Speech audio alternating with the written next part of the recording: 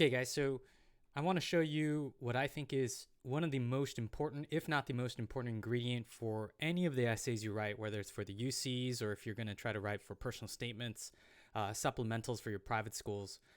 When I mean that it's important, what I'm trying to say is that this is what most students don't recognize to be kind of the difference maker to a reader. A lot of parents especially don't see this, don't encourage this. In fact, I'd argue they encourage the opposite and they end up going too far in the other direction. So for both parents and for students, let's go ahead and take a look at this. In order for me to show an example, I wanted to go actually to my favorite version of sharing with students how when I teach them one-on-one. And it is an older UC. This is not an updated UC prompt. This is not what you're going to be writing today, but it's close enough. The UCs will have a 350 word limit, and honestly, this essay could easily fit prompt number 7 today. It could fit prompt number, it could fit prompt number 1. So don't worry about the prompt. Just pay attention to the story and the ingredient that I'm about to showcase here. Let's go ahead and read together. For the majority of my summers, I spent my time first volunteering for a minicamp at a golf course and working at junior tournaments.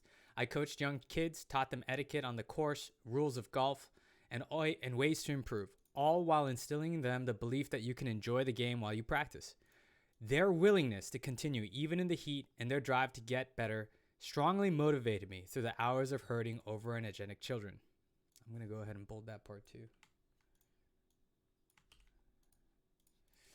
The kids that I coached were always eager to learn something new, and they constantly wanted to go out and practice what they were taught. The instant grasp of knowledge and success was evident in their faces, beaming with pride and satisfaction, and was genuinely refreshing for me to see. I'd then take off my golfer instructor polo and coach hat to volunteer at my local church to work with children with disabilities. This was my absolute favorite thing to do during my junior year. Every week, I would be surrounded by a ragtag posse of little kids, and although some needed special care, they were still happy with what they had.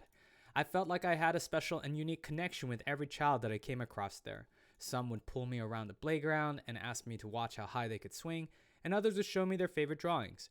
I began to see the paradox of children, how vulnerable and innocent they seemed, yet so resilient to the things that would tear down fully grown adults. Yes, most of them would struggle to pour more orange juice into a cup than onto the floor, but none of them struggled with being different. None of them knew to discriminate. In the past 2 years, I began to understand why I love working with children.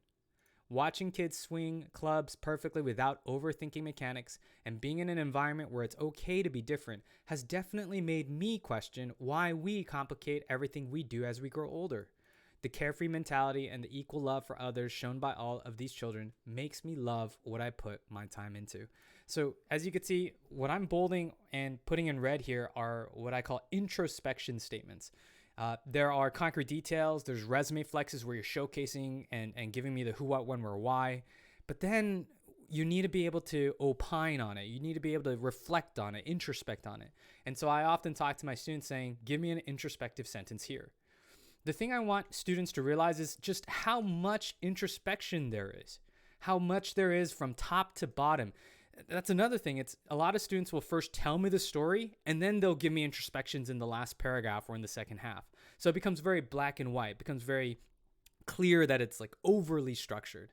This feels so much more fluid, so much more genuine, so much more warm to me because it's like peppered throughout. The introspections are spread throughout. In addition to that, I want you guys to pay attention to this. There's 2 types of introspections you want to be paying attention to. There's the first type of introspection, which is usually at the beginning of your essay, where you talk about things you doubted, the uncertainty, the concerns. Introspecting on that shows me that you are being vulnerable, shows me that you are in a moment where you need to decide things for yourself. And from that come hopefully personal growth. And then on the other side, it's a realization that's almost about EQ, emotional intelligence, community intelligence, social intelligence, as well as perhaps even intellectual intelligence. Intellectual intelligence is a bit of a redundant thing, but like intellectual depth, a philosophical uniqueness of perspective. I think that most students, even though they are 1550 plus, got 4.0 GPAs, and just ultra Chad, just super strong in academics, where they fall short is usually in the EQ and the IQ department. So for students, please pay attention to this example. You want to be able to show that you are introspecting throughout. Just take a look at how much introspection there is, okay? Our ultimate goal is to show academic intelligence. That's true. We have the resume flexes, but make sure that you are using introspection to showcase the EQ and the IQ.